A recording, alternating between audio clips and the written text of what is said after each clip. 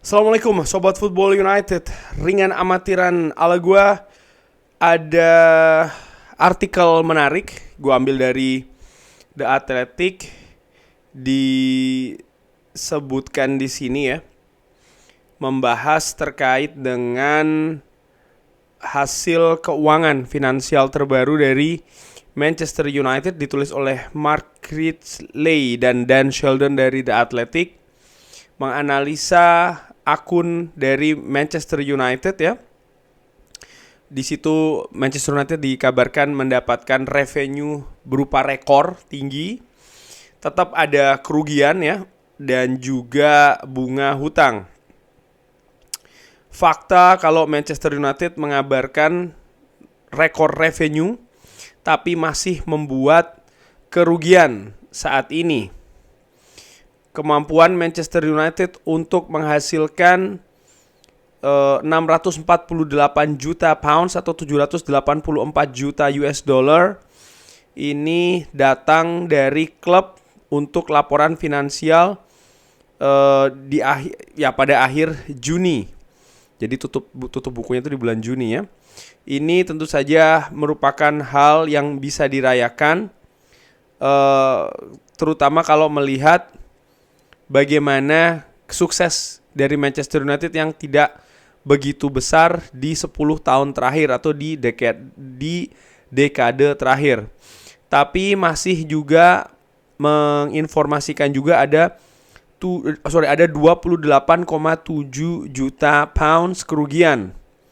Dan ini merupakan peningkatan ya, karena di tahun sebelumnya itu ada lebih dari 100 juta pounds, tepatnya 115 juta, 5 pounds defisit.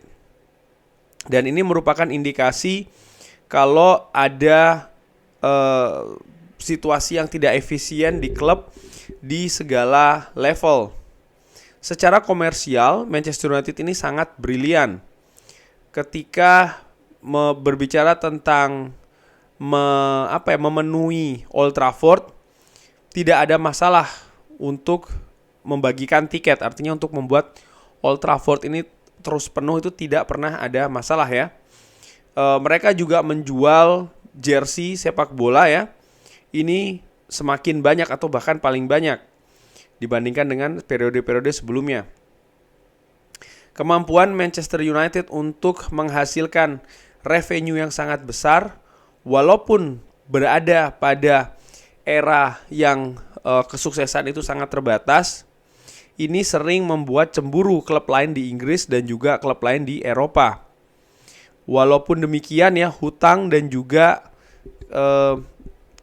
inefisiensi atau hal-hal yang tidak efisien yang datang dari keluarga Glazer yang sangat kontroversial ini menahan mereka. Kalau Sir Jim Ratcliffe untuk memiliki 25% saham minoritas Manchester United berhasil, maka salah satu orang terkaya di Inggris ini tidak akan kehilangan uang, karena memang tadi disebutkan bagaimana ukuran bisnis dari Manchester United ini angkanya bagus ya, dan bahkan akan mencari cara bagaimana untuk merubah kerugian menjadi keuntungan. Bagaimana rencana dia untuk melakukan hal tersebut belum jelas. Nah, di artikel tersebut juga disebutkan beberapa poin, termasuk juga kerugian ya kan. Ini ada 28,7 juta pounds dengan segala hal yang terjadi. Ada kerugian yang diderita oleh Manchester United ya. Di situ juga bagaimana disebutkan gaji-gaji yang berada di Manchester United ini juga sangat tinggi sekali, totalnya 384,1 juta pounds. Ini artinya ingin menunjukkan bagaimana banyak hal yang tidak efisien di Manchester United. Sekarang ini dan ini sebenarnya agak menurun ya, karena para pemain yang mendapatkan gaji tinggi seperti Paul Pogba, Cavani, Mata, Matic, Jesse Lingard, dan juga Cristiano Ronaldo ini sudah tidak berada di Manchester United. total gaji 331 juta pounds ini masih lebih rendah dari Manchester City dan juga Liverpool yang angkanya masing-masing 354 juta dan 366 juta pounds. Di sisi lain, bagaimana revenue atau penghasilan dari menjual pemain ini hanya 20 juta pound saja ya. Di sisi lain, ini yang menarik ya, bagaimana ada bunga hutang yang dibayarkan senilai 30 juta pounds. Hutang ini menjadi atau berlanjut ya menjadi hal yang dikhawatirkan secara besar-besaran oleh kelompok supporter Manchester United setelah keluarga Glazer membeli Manchester United di tahun 2005. Total hutang ini tidak berubah, angkanya ada di 650 juta dolar. Sekali lagi ada di 650 juta dolar. Jadi angka ini masih tinggi sekali ya. Dan kalau dibandingkan ketika Glazer pertama kali datang ke Manchester United atau sebelum Glazer datang, angka hutang di Manchester United itu 0 alias tidak ada hutang sama sekali. Dan semenjak Glazer datang, hutang yang memang dibeli dengan hutang ya, dan hutang itu dibebankan ke klub bukan ke Glazer, ini kan semakin berkembang. Dan tentu saja dengan hutang yang tinggi ini banyak menahan menurut gue ya kemajuan dari klub Manchester United itu sendiri. Satu hal juga yang menarik adalah bagaimana dari laporan revenue ini ya, walaupun rekor artinya tinggi, tapi juga tetap mencatatkan kerugian. Lalu ada hutang juga yang harus dibayar, angka hutang pun juga masih tinggi, dan bagaimana Glazer tidak mengambil dividen dari revenue yang dibukukan dalam periode ini. Ini menurut gua menarik. Apakah berarti kalau Glazer terus dia tidak mengambil revenue karena dia ingin memberikan dalam tanda kutip revenue tersebut ke Manchester? Gua nggak yakin sih. Kenapa dia tidak mengambil revenue? Karena murni laporan keuangannya saat ini walaupun ada rekor revenue yang didapatkan, tapi juga kerugian masih tinggi, angka hutang juga masih tinggi. Gua menilai ya mereka tidak bisa mengambil dividen tersebut atau tidak mau mengambil. Intinya mereka tidak mendapatkan dividen ya. Ini karena memang perhitungan secara finansial, secara keuangan Manchester United masih belum positif, masih belum bagus. Dan kalau ditarik mengenai kejadian 1 tahun yang lalu kurang lebih ketika di bulan November Manchester United mengumumkan kalau mereka mencari strategik alternatif ya. Karena memang situasi finansial di Manchester United sedang nggak oke nih. Oke, mereka mendapatkan revenue yang tinggi, bahkan tadi disebutkan rekor ya kan. Tapi bagaimana dari sisi komponen-komponen yang lain ini masih belum jelas. Kerugian ternyata masih ada. Lalu juga bagaimana tagihan gaji itu masih tinggi. Oke, tadi disebutkan tagihan gaji yang tinggi itu masih di bawah Liverpool dan juga Manchester City. Tapi kalau dilihat bagaimana prestasi yang dihasilkan oleh Manchester City dan juga Liverpool dalam 10 tahun terakhir, menurut gua angka gaji itu terlihat bagi Manchester United akan terlalu tinggi banget dengan ketidakstabilan prestasi yang didapatkan berbanding yang tidak signifikan, berbanding berbeda lah jika dibandingkan dengan Liverpool dan juga Manchester City, di mana dalam 10 tahun terakhir Liverpool menjadi juara Liga, bahkan sempat menjadi juara Liga Champions juga kan. Manchester City jelas mendominasi gitu. Jadi menurut gua ini masih menunjukkan ya bagaimana hal-hal yang terjadi di Manchester United ini jauh dari efisiensi. Tadi di artikel disebutkan ketika Sir Jim Ratcliffe nanti masuk, apakah akan ada perubahan ya? Nomor 1 tadi dijelaskan dari sisi bisnis, nampaknya berapapun angka yang dimiliki oleh Sir Jim Ratcliffe, dia tidak akan rugi. Fakta bahwa memang Manchester United ini masih sangat menjual ya dari sisi bisnis, branding, dan lain-lain, yaitu faktanya gitu. Dan apapun prestasi Manchester United dalam 10 tahun terakhir, ada ups and down-nya, tidak stabil, tapi tetap Old Trafford penuh, merchandising termasuk angkanya yang tinggi.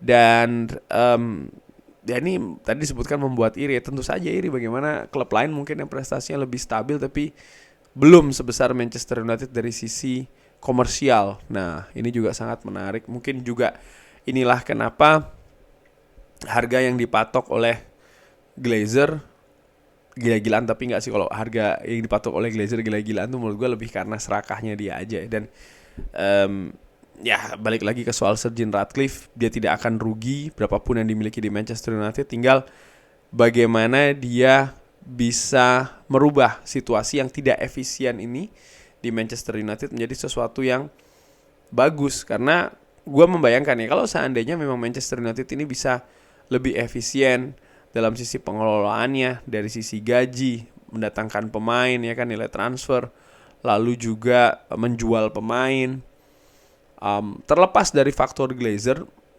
mungkin akan ada hal yang lebih positif dari saat ini. Artinya balance ya, keseimbangan dari terutama sisi pengeluaran gitu loh.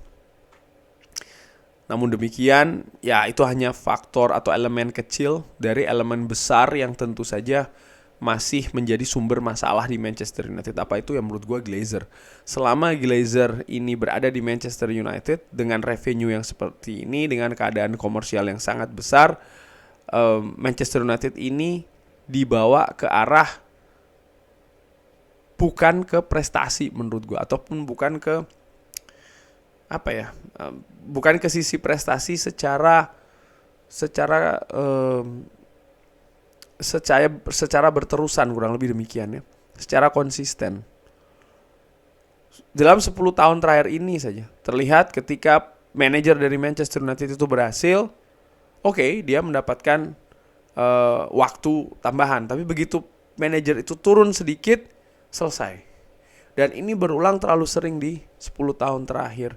Dan gue berpikir kenapa kok seperti itu ya? Ya ada beberapa faktor, mungkin juga faktor mereka tidak mengerti sepak bola, tidak ada kesabaran di sana. Kenapa tidak ada kesabaran? Ya karena mereka tidak mengerti kalau sepak bola itu butuh proses. Dan yang terakhir adalah, dan yang terbesar menurut gue, memang konsentrasinya ada di sisi bisnis, komersial. Mungkin mereka tidak butuh Manchester United menjadi pemilik trofi atau mendapatkan trofi yang banyak seperti musim-musim sebelumnya bersama dengan Sir Alex Ferguson. Bagi mereka mungkin ada target-target tertentu yang ketika itu dicapai buat mereka sudah oke. Target-target di mana posisi Manchester United ini bisa mengamankan nilai-nilai komersial, ya kan, sehingga balance revenue itu tidak begitu terganggu. Bahkan ya ini tadi disebutkan luar biasa dengan prestasi yang tidak begitu mengkilap, katakanlah demikian ya. Jika dibandingkan dengan klub-klub lainnya, Manchester United revenue-nya bisa tinggi banget. Dan ini menurut gue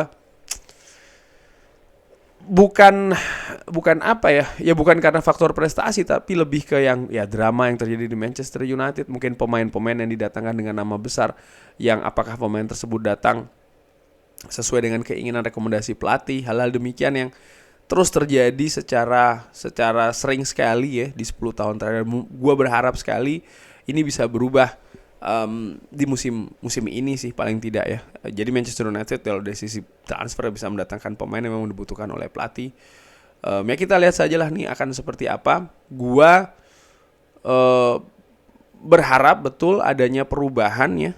Nanti kalau memang betul terjadi Sir Jim Ratcliffe masuk, bisa membawa sesuatu yang positif, yang lebih baik lagi gitu loh. Tentu saja ada beberapa poin catatan ya, dia harus lebih menjelaskan. Tadi disinggung juga kan di artikel, dia ingin membalikkan situasi kerugian klub ini menjadi sesuatu yang positif, walaupun masih belum jelas langkahnya seperti apa, kan ditulis seperti itu. Dan itu yang menurut gue butuh dijelaskan. Apakah dia memang betul akan memegang sisi sporting dari Manchester United, lalu langkah-langkah apa saja yang akan diperbuat dan lain-lain. Ya penting sih untuk diketahui, dikomunikasikan ke fans ya, sebelum nanti akan berusaha untuk diwujudkan. Kurang lebih demikian ngobrol ringan terkait dengan situasi revenue Manchester United, yang intinya dengan situasi saat ini masih belum positif sih menurut gua ya, masih dalam situasi ya butuh suntikan dana untuk menjalankan klub lah. Stadion operasional seperti biasa, Carrington dan lain-lain. Kurang lebih demikian. Sekali lagi terima kasih sudah menyaksikan. Jangan lupa like, subscribe. Wassalamualaikum warahmatullahi wabarakatuh.